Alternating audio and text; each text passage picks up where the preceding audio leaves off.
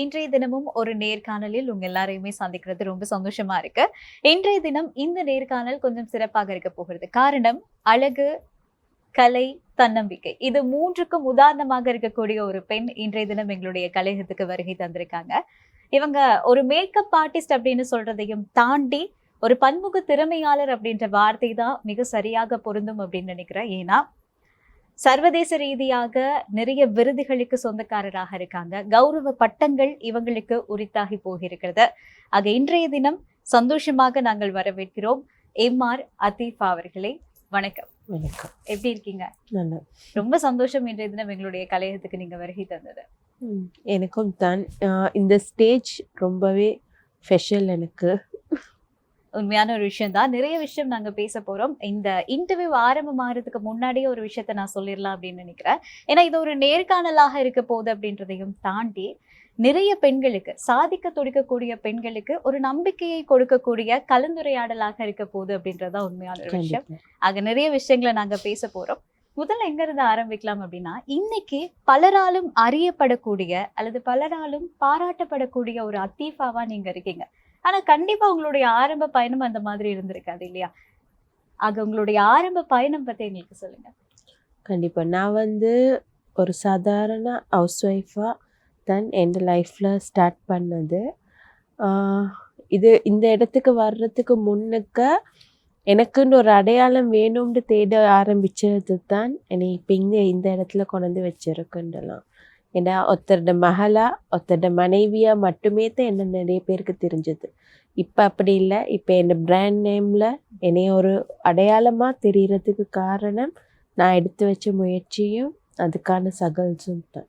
உண்மையான ஒரு விஷயம் தான். நாங்க எந்த தொழிலை செய்தாலும் சரி அல்லது எந்த துறையை நேசித்தாலும் சரி, அதுல இருக்கக்கூடிய ஆர்வம் எங்களை உயர்த்தும் அப்படின்னு சொல்லலாம். அந்த ஆர்வம் தான் உங்களை இந்த இடத்துக்கு கூட்டிட்டு வந்து உட்கார வச்சிருக்கு. அதே நேரம் என்னதான் ஒரு வேலையில ஆர்வம் இருந்தாலுமே கூட இந்த சவால்கள் அப்படின்றதும் கண்டிப்பா எல்லா துறையிலயுமே இருக்கு அப்படின்னு சொல்லலாம். அதுலயும் குறிப்பாக ஒரு பெண்ணாக நீங்க இந்த துறையை தெரிவு செய்திருக்கீங்க. குடும்பம் ஒரு விஷயத்த சொல்லும், சமூகம் ஒரு விஷயத்த சொல்லும். அதெல்லாம் கடந்து இந்த துறையை தெரிவு செய்து எப்படி ஒரு சாதனையாளராக மாறி இருக்கீங்க? உண்மையை சொல்லணும்னா, நம்ம ஒரு விஷயம் ஆரம்பிக்கிறேன்ற கூட நம்மளை சுற்றி உள்ளவங்க தடுக்கிறவங்க தான் ஜாஸ்தியாக இருப்பாங்க. நிறைய பேர் நெகட்டிவாக பேசுகிறவங்க அதிகம். இது அவங்களுக்கு தேவையா, இது வேணுமா, பிள்ளைங்களை பார்த்துட்டு வீட்டில் இருக்கலாமே, படிக்கணும்னு நினைக்கக்கூடிய இந்த வயசுல இருந்ததுக்கு படிப்புன்னு கேட்டவங்க கூட ஜாஸ்தி தான். அது எல்லாத்தையும் தாண்டித்தான் இப்போ இந்த இடத்துல இருக்கிற ரீசன்.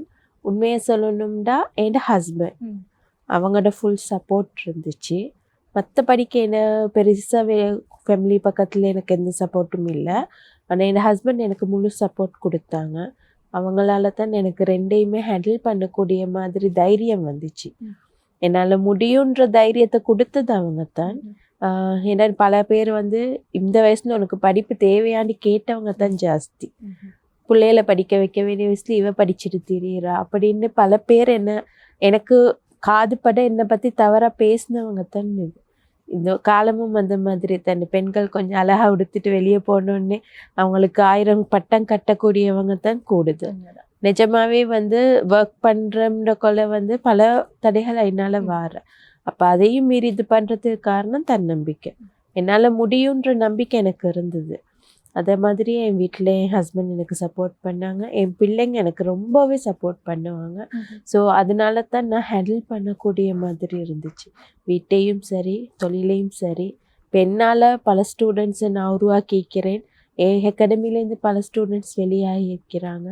ஸோ அது உண்மையாக ஒவ்வொருத்தர் அவங்க வருமானம் ஏற்றுக்கொள்ள அக்கா அவங்களால தான் அப்படின்னு சொல்லி ஒரு வேர்ட் சொல்லக்கொள்ள உண்மையாக அவ்வளோ ஒரு ஹாப்பியாக இருக்கும்.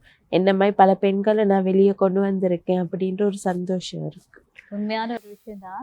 அதுலயும் குறிப்பா பொதுவா சொல்லுவாங்க, இந்த சவால்கள் எல்லா துறையிலையுமே வரும். ஆனா அந்த சவால்களை பார்த்து நாங்க அப்படியே ஓரமா போயிடாம அதை எதிர்கொண்டு முன்னோக்கி வரும்போதுதான் எங்களுடைய துறையில நாங்க சாதிக்க முடியும் அப்படின்னு சொல்றத நம்ம பார்த்திருப்போம். இது இன்றைய கால இளைஞர்களுக்கு தேவையான ஒரு விஷயமுமே கூட. ரொம்ப முக்கியமான ஒரு விஷயம் உங்கள்கிட்ட கேட்கணும். ஏன்னா நீங்க ஒரு பன்முக திறமையாளர். நீங்க மேக்கப் ஆர்டிஸ்டா இருக்கீங்க, அதே நேரம் மணப்பெண் அலங்காரம் செய்றீங்க, அதோட தையல் கலையிலையும் சிறந்து விளங்குறீங்க. நீங்க உங்களுடைய கைப்படக்கூடிய எல்லாமே ஒரு கலை படைப்பாக மாறுதோ அப்படின்ற மாதிரி கூட எங்களை யோசிக்க வைக்குது. அந்த அதற்கான சரியான அங்கீகாரமும் உங்களுக்கு கிடைச்சிருக்கிறது. ஏன்னா ஒரு திறமையாளருக்கு அல்லது ஒரு சாதனையாளரை பொறுத்த வரைக்கும் அந்த அங்கீகாரம் தான் அவங்களுக்கு மிகப்பெரிய திருப்தி அப்படின்னே சொல்லலாம். ஆக அந்த அங்கீகாரத்தை நீங்கள் பெறும்போது உங்களுடைய மனநிலை எப்படி இருந்தது? கண்டிப்பா. நான் பட்ட கஷ்டத்துக்கான ஒரு பலனாத்தான் நான் அதை எதிர்பார்த்தேன். ஏன்னா அந்த இடத்துல என்னைய கௌரவிக்க கொள்ள, என்னைய தெரியாத பலரிக்க கொள்ள, என்னை பிராண்ட் நேமுக்கு சொல்லி இவங்கத்தான் இது பண்ண கொள்ள, எனக்கு அங்கே வந்து நான் பட்ட கஷ்டங்களுக்கான ஒரு இடம் கிடைச்சிருச்சு. நான் என்ன மாதிரி பல பேரை நான் வந்து இது பண்ணுறதுக்கான ஒரு அங்கீகாரம் எனக்கு அங்கே இருக்கு. என்னை பார்த்து இன்னும் நிறைய பேர் இன்ஸ்பைர் ஆகி வந்திருக்காங்க. எனக்கு தெரிஞ்சு பல பேர் என்கிட்ட இதை பற்றி நிறைய இது பண்ணியிருக்காங்க. ரீசன் என்னென்னா, நான் பட்டு அந்த கஷ்டங்கள், நான் வந்த வழிகள் அவ்வளோ கரடு முரடானது. அதுக்கான ஒரு பரிசு தான் இது என்னைய பொறுத்தவரை காட்டிலும். உண்மையான ஒரு விஷயம். ரொம்ப சந்தோஷமா இருக்கு. ஏன்னா திறமையாளர்கள் அங்கீகரிக்கப்படும் போதுதான் சாதிக்கணும் அப்படின்ற எண்ணம் இருக்கவங்களுக்கு ஒரு நம்பிக்கையை கொடுக்கக்கூடிய விதத்துல அது அமையும். ஆக உங்களுக்கான அங்கீகாரம் கிடைச்சது எனக்குமே ரொம்ப சந்தோஷமாகவும் பெருமையாகவும் இருக்கிறது. ஆரம்பத்துல பேசும்போதே ஒரு விஷயம் வந்து சொல்லியிருந்தேன், நீங்க பன்முக திறமையாளர் அப்படின்னு சொல்லி. நான் முதல்ல சொன்ன மாதிரியே பல துறைகள்ல நீங்க கால் பதிக்கிறதுக்கு அல்லது பல துறைகள்லையும் நீங்க ஒரு வெற்றியாளராக இருக்கிறதுக்கு இந்த எண்ணம் உங்களுக்கு வர்றதுக்கு என்ன காரணம்? ஒரு ஃபீல்டுலயே நம்ம இல்லாம எல்லாத்தையுமே படிக்கலாம் அப்படின்றது உங்களுக்கு எப்படி வந்தது? இப்படி பொதுவாக நான் வந்து தேடி தேடி படிக்கக்கூடிய ஒரு விஷயத்த ஆரம்பிக்க நான் முதல்ல ஆரம்பிச்சது அழகுத்துறையில தான், பியூட்டி சலூன். அப்போ பல பேர் மாதிரி சலூன் ஒன்று ஸ்டார்ட் பண்ணி அங்கனே ஸ்டாப் ஆகிறதுல எனக்கு விருப்பம் இல்லை. என்னோட மெயின் விஷயமா இருந்துச்சு, எனக்கு வருமானத்தை விட என்ன மாதிரி பல பேரை நான் மேலே கொண்டு வரணுன்றது தான். ஸோ அதுக்கான ஒரு வழியை தேடக்கொள்ளத்தான் எனக்கு இன்ஸ்டியூட் உதவிச்சு. அப்போ அதில் ஒவ்வொரு துறையாக இது பண்ணேன். என்னத்தான் திறமையான ஆசிரியர்கள் நாங்கள் அதில் போட்டு இன்ஸ்டியூட்டை செஞ்சாலும் அந்த துறையை பற்றி எங்களுக்கு தெரியாட்டி நாங்கள் அந்த இடத்துல ஜீரோ தான். ஸோ அதனால தேடி படிக்க ஆரம்பித்தது. ஒவ்வொரு துறையிலையா என் கால் பதினொன்று நான் நினச்சேன், அதே மாதிரி நான் பதிச்சேன். இப்போ அதனால தான் ஒவ்வொரு இதுகளையும் எல்லா விஷயத்துலையுமே ஒரு அறிவொன்று இருக்குது, அதை இது பண்ணிக்கலாம். இப்போ புதுசாக ஒரு ஆசிரியர் ஒன்று போட்டு செஞ்சால் கூட எனக்கு அவங்க செய்கிறது சரியா பிள்ளை. இப்போ மற்ற இன்ஸ்டியூட்டை விட என் இன்ஸ்டியூட்டில் உள்ள வித்தியாசமும் அதுதான். ஏன்னா மற்ற இடத்துகளில் மாதிரி வெறும் சப்ஜெக்ட் மட்டுமே போகாது, முழுமையாக ஒரு பெண்ணுக்கு வெளியில் வந்து தொழில் செய்யக்கூடிய முழு தைரியமும் அங்கே கிடைச்சிடும். ஏன்னா என்ன மாதிரி கஷ்டப்படுற அது மாதிரி பெண்கள் தான் அதில் ஒர்க் பண்ணுறாங்க. அதுதான் ரீசன்.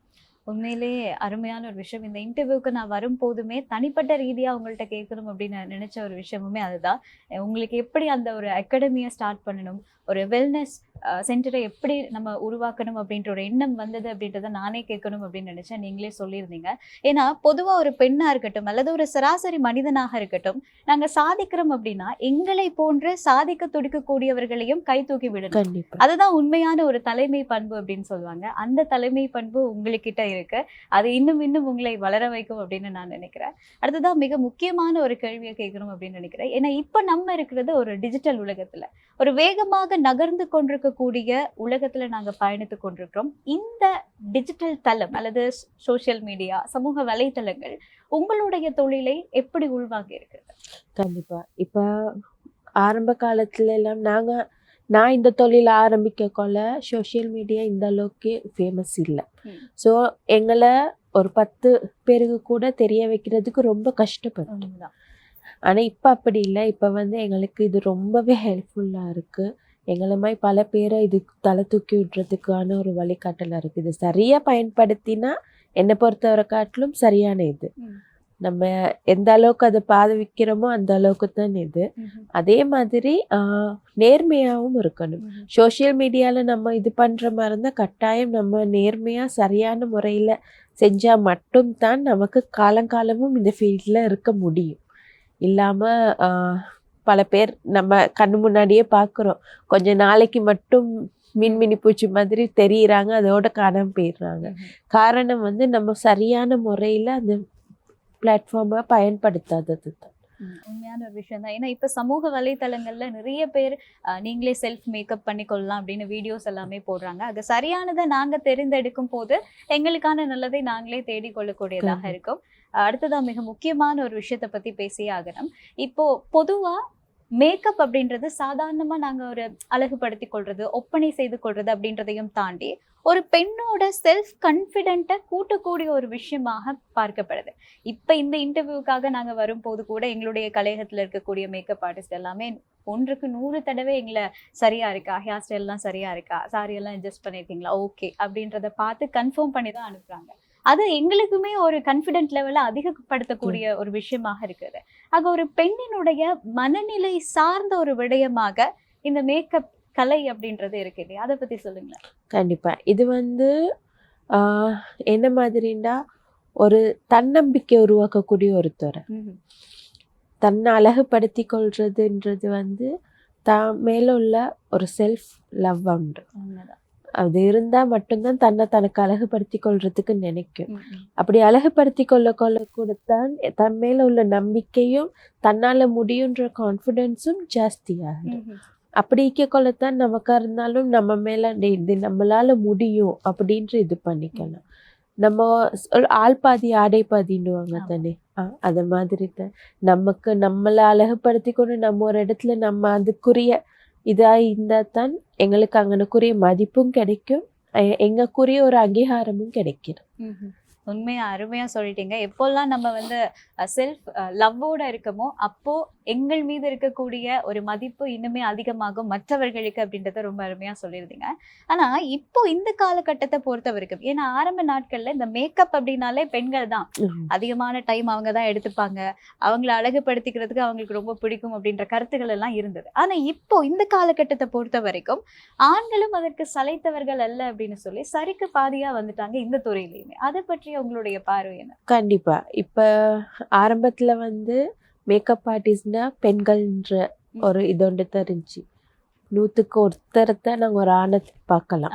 ஆனா இப்ப அப்படி இல்லை. 10 பேர் இருந்தா அங்க 2 பேராலும் ஆண் மேக்கப் ஆர்டிஸ்ட் இருக்கத்தான் செய்யறாங்க. உண்மையை சொல்லணும்னா இது வரவேற்கத்தக்க வேண்டிய ஒரு விஷயம். ஏன்னா அவங்களுக்கா இருந்தாலும் அவங்க ஆரம்ப காலத்துல ஆண்கள் மேக்கப் பண்றதுக்கா இருக்கட்டும், ஸ்கின் கேர் பண்றதுக்கா இருக்கட்டும், பெருசா அவங்களுக்குன்னு டைம் ஒதுக்குறது இல்லை. ஆனா இப்ப அவங்கள பத்தி அவங்க யோசிக்கிறாங்கன்றது தான் மெயினான இது. அழகுபடுத்தி கொள்ளணும்ன்றது வந்து இப்ப பொதுவாவே எல்லாத்துக்கிட்டேயுமே ஒரு காமனா வந்து ஒரு விஷயமா ஆயிடுச்சு. உண்மையான ஒரு விஷயம் தான். பாலினத்தை அடிப்படையாக வைத்து ஒரு தொழிலை பிரிக்காம இது எல்லாருக்குமே பொதுவான ஒரு தொழில் அப்படின்னு சமூகம் ஏற்றுக்கொண்டது வரவேற்கக்கூடிய ஒரு விஷயம் தான். பர்சனலா உங்கள்கிட்ட ஒரு கேள்வி கேட்கணும் அப்படின்னு நினைச்சேன். ஏன்னா உங்களை பார்க்கும் போது உண்மையிலேயே ஆச்சரியமாக இருக்கிறது. ஒரு குடும்பத்தையும் சரியான முறையில் வழி நடத்தி கொண்டு ஒரு தாயாக இருக்கிறது அப்படின்றதே மிகப்பெரிய ஒரு பொறுப்பு ஒரு பெண்ணுக்கு.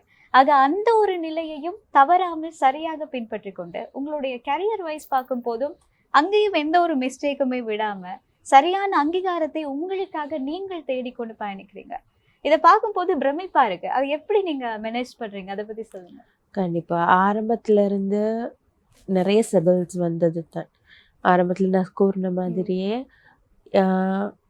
நம்ம இதை ஸ்டார்ட் பண்ணக்கொள்ள நிறைய பேர் வந்து பிள்ளைங்க அப்படி இப்படின்ட்டு ஸ்டாப் பண்ண பார்த்தேன். ஆனால் என் ஃபேமிலி பக்கத்தில் எனக்கு கிடைச்ச சப்போர்ட், என் ஹஸ்பண்ட் பக்கத்தால் எனக்கு கிடைச்ச சப்போர்ட் தான் என்னை ப்ரொஃபஷ்னலாக எனக்கு சரியாக செஞ்சு கொள்றதுக்கு உதவிச்சு. பல நாள் நான் வகுப்பு முடியுங்கிற காட்டிலும் அவர் பிள்ளையை பார்த்துட்டு இருந்தது இருக்கு. நான் பொதுவாக சொல்ல வேண்டிய விஷயம் என்னென்னா, கட்டாயம் கணவன் மனைவிகளுக்கு அந்த புரிதல் இருக்கணும். அப்போ அந்த பெண்ணால் கண்டிப்பாக சாதிக்க முடியும். ஏன்னா நான் இங்க இப்ப இந்த இடத்துல இருக்கிறதுக்கு காரணம் அதுதான். அந்த புரிதல் கணவன் மனைவிக்குள்ள இருந்தா கண்டிப்பா அந்த சாதனையை அந்த பெண்ணால கண்டிப்பா செய்யலாம். உண்மையான ஒரு விஷயம் தான். நீங்க சொல்லும் போது எனக்கு ஒரு விஷயம் புரியுது. இந்த கணவன் மனைவிக்குள்ள நிறைய போட்டிகள், சண்டைகள் இதெல்லாமே நடக்கும். உனக்கு பிடிச்சதை நான் விட்டு கொடுக்குறேன், எனக்கு பிடிச்சதை நீ விட்டு கொடு அப்படின்னு சொல்றதையும் தாண்டி பிடித்தவர்களுக்காக பிடித்ததை செய் அப்படின்ற ஏற்றுக்கொள்ளக்கூடிய மனப்பக்குவம் தான் உண்மையான ஒரு அன்பு அப்படின்றத ரொம்ப அழகா சொல்லியிருந்தீங்க. இன்னொரு கேள்வி உங்கள்கிட்ட கண்டிப்பா கேட்டே ஆகணும். ஆரம்பத்திலேயே நாங்க பேசினது தான் உங்களுடைய அந்த வெல்னஸ் சென்டர் இருக்கிறது. அதோடு சேர்ந்து இன்னும் பல விஷயங்களை வந்து நீங்க செய்துட்டு வாரீங்க. இதுக்கு வரக்கூடியவர்களுக்கு ஏனைய விடயங்களையும் தாண்டி அவங்களுக்கு என்ன அதிகமாக கிடைக்கிறது, அதை கொஞ்சம் ஆழமாக நாங்க பேசலாம். ஓ இப்படித்தான் வெல்னஸ் சென்டர்ன்றது வந்து பொதுவாக செலூன் சர்வீஸ் மட்டும் இல்லை, இதில் ஆழமான ட்ரீட்மெண்ட்களும் இருக்குது. ஆயுர்வேதிக் பக்கத்தில் ஆயுர்வேத ட்ரீட்மெண்ட்கள் அப்படி எல்லாமே தான் நாங்கள் இதில் செஞ்சுட்டு போகிறோம். ஸோ இதில் மெயினாக வாரது வந்து இது லேடிஸ்க்கு மட்டும்தான் நாங்கள் செய்கிறோம். எங்களோட பிரான்ச்சஸில் வந்து 2 பிரான்ச்சஸ் போகுது. 2 பிரான்ச்சஸ்லேயுமே லேடிஸ்க்கு ஒன்லி தான் போகுது. கூட வந்து ஸ்ட்ரெஸ்ஃபுல்லாக இருக்கிற உமன்ஸ் தான் இன்றைக்கி வராங்க. ரொம்ப ஸ்ட்ரெஸ்ஸாக இருக்கிறவங்க அண்ட் பக்கத்துலேயே வெட்டிங்ஸ் வச்சிட்ருக்கவங்க, வெட்டிங் டேட் பக்கமாக இருக்கிறவங்க, இப்படியான உமன்ஸ் தான் கூடுதலாக வர. இது முழு தன்னை மேலோட்டமாக அழகுபடுத்தி கொள்ளாமல் தன்னை உடலையிலேருந்து ஆழமாக அழகுபடுத்தி கொள்ளக்கூடிய ஒரு விஷயம்தான் இது நடக்குது. ஏன்னா பல பேர் வந்து மேலோட்டமாக தன்னை ஸ்கின்னை கேர் பண்ணி கொண்டு மேலோட்டமாக மேக்கப்பை பண்ணினா அழகு வந்துரும்னு நினச்சிட்டு இருக்காங்க. ஆனால் அது இல்லை. தான் உடல் உள்ளுக்கு இருந்து தான் உடலை ஆழமாகவே அழகுபடுத்தி கொள்றதுக்கான ஒரு தளம் தான் அது. நிறைய விஷயங்களை தொடர்ச்சியாக பகிர்ந்து கொண்டிருக்கீங்க. உங்களுடைய மகனுமே ரெசின் ஆர்ட்ல வந்து கொஞ்சம் கை தேர்ந்தவராக இருக்காரு. அவரை வழி நடத்தக்கூடிய இடத்துல நீங்களுமே இருக்கீங்க. அதை பத்தி கொஞ்சம் சொல்லுங்களேன். கண்டிப்பாக ரெசின் கலையில் வந்து முதல்ல வகுப்பில் தான் ஆரம்பித்தேன்னா, அப்போ அதை பார்த்து தான் அவருக்கு விருப்பம் வந்து அவர் இதை பற்றி இதை செய்கிறதுக்காக இது பண்ணார். என்னை பொறுத்தவரை காட்டிலும் ரெசின் கலைன்றது வந்து இப்போ இம்பார்ட்டண்டான ஒரு பிஸ்னஸ். அதை சரியாக செஞ்சால் அது வந்து வீட்டிலேருந்தே வருமானம் தேடக்கூடிய ஒரு சரியான வழிகாட்டல் ஒன்று தான் அது. பல பேர் மத்தியில் இப்போ சமூகத்தில் பல பேர் மத்தியில் ரெசினை பற்றி தவறான புரிதல் ஒன்று இருக்குது. அந்த கெமிக்கல்ஸ் யூஸ் பண்ணுற முறைகளில், அதுகளில் ஹேண்டில் பண்ண இதுகளில், அப்படி பல தவறான இதுகள் இருக்குது. அது சரியாக கற்றுக்கொண்டு சரியான முறையில் செஞ்சால் வயதோ இடமோ அதுக்கு தடை இல்லை. அப்படின்றதுக்கு உதாரணம் தான் என் மகன். ஏன்னா அவருடைய வயதுக்கு அவர் அதை சக்ஸஸாக செஞ்சுட்டு போகிறாரு. அதை சுற்றி அதை சரியாக நம்ம அதை கற்றுக்கொண்டு சரியாக செஞ்சோம்னா அது தடையில்லாத ஒரு தொழில் ஒன்று தான்.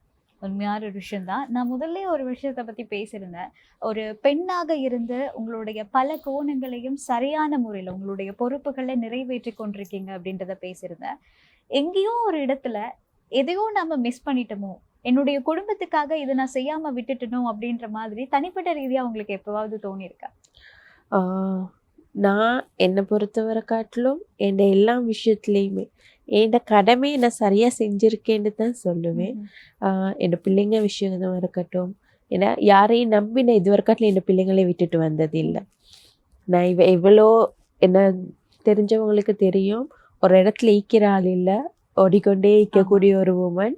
ஸோ ஆனாலும் எந்த இடத்துலையுமே இந்த பிள்ளைகளோட சேஃப்டியாக இருக்கட்டும், அவங்களோட படிப்பு விஷயங்களாக இருக்கட்டும், எதுலேயுமே அட்ஜஸ்ட் பண்ணுறதுக்கோ அவங்கள இது பண்ணிக்கொள்றதுக்கோ நான் விட்டதே இல்லை. ஏன்னா நான் அந்த விஷயத்தில் கரெக்டாக நான் ஒரு நல்ல தாயாக இருக்கணும், நல்ல மனைவியாக இருக்கணும், அதே மாதிரி சமூகத்துக்கு நல்ல ஒரு பெண்ணாக இருக்கணும்.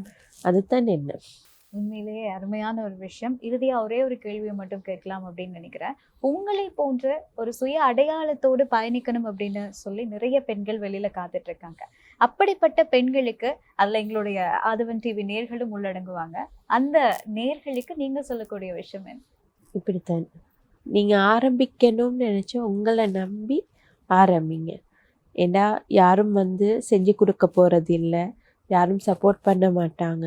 நீங்கள் ஆரம்பித்து வெற்றி அடைஞ்சால் தான் உங்களை சுற்றி உள்ளவங்களே உங்களை நம்புவாங்க. ஸோ உங்களை நம்பி கால் வைங்க, கண்டிப்பாக வெற்றியாக தான் மாறும். ஏன்னா என்னை பொறுத்தவரை காட்டில் எல்லா பெண்களுமே இண்டிபெண்டாக இருக்கணும், தன்னம்பிக்கையோடு இருக்கணும். அப்போ தான் இந்த காலகட்டத்துக்கு சரியாக இருக்கும்.